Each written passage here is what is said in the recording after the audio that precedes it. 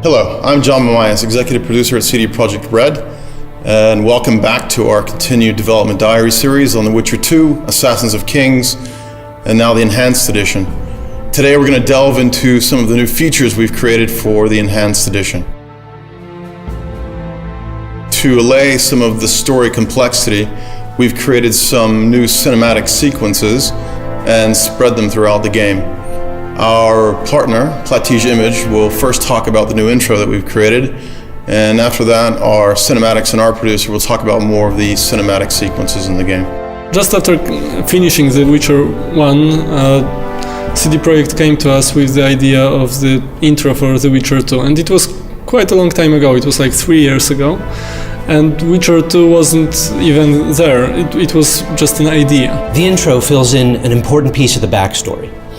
Those who've played The Witcher 2 might remember that King Demavend's death at the hand of an assassin is something of a known fact at or near the beginning of the game. The intro shows exactly how that happened, and it shows it in spectacular fashion. From the very, very early stages, we knew what will happen in the intro. We also quite early knew where it will happen, because the idea of the action happening on the boat was very early in the process, and it came directly from CD Projekt.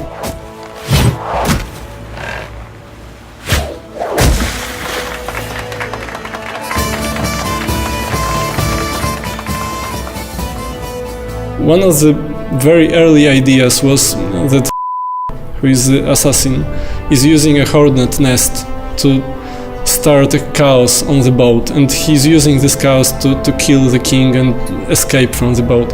But I wasn't sure that it would really work as a cinematic experience, and after some discussions with Adam Badowski and some other people in CD Projekt, we came with the idea of the ice bomb. At the beginning we see the ship, the party, the jesters fooling around, then there's a freezing of the ship and the havoc that the assassin creates among the crew members. We wanted this final moment, crowning the whole action, to be really brutal, raw and ugly. I've realized that it will be so much more interesting and there will be so much more tension if we actually make the assassination during the collapsing of the ship. And this idea was very late in the process. It was after all these stages of acceptation, and it already changed everything, but we loved it so much in Platige, and the people in CD Projekt also loved the idea, that we decided like week before the start of the production to change this detail, which actually changed everything.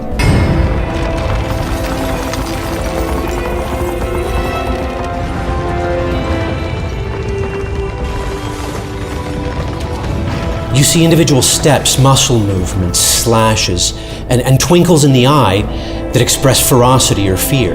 And they're all important. They all bring in a mountain of meaning. They suck you in and draw you to the edge of your seat, and bam, 3.5 minutes and you know you're gonna have one badass motherfucker to contend with.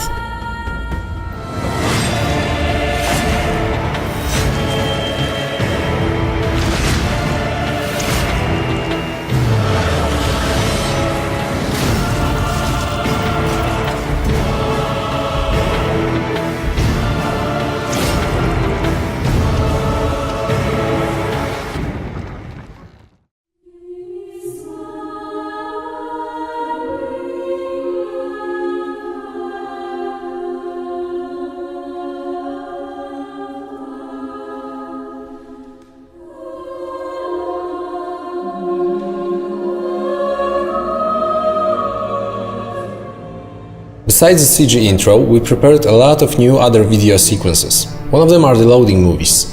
They were constructed to summarize what happened in the previous act and create a smooth transition to the next one. Grabbing Geralt, I embarked on a voyage upriver, deeper into the Pontar Valley.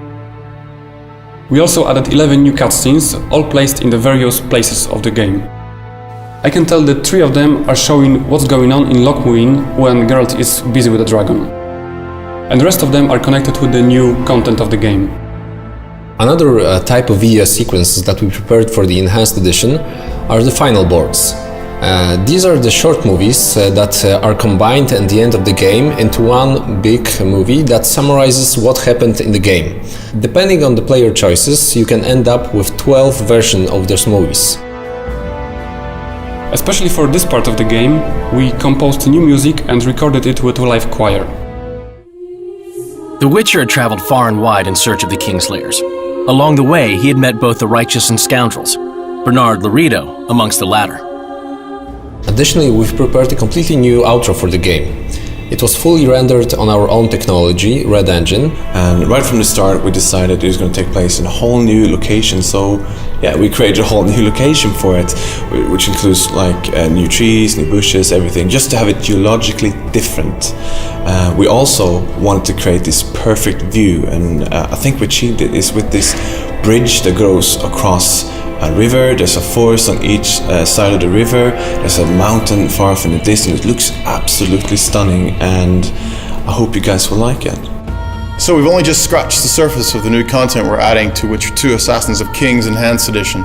Stay tuned for the next Dev Dive where we talk about the new gameplay mechanics, as well as the new quests and the new characters.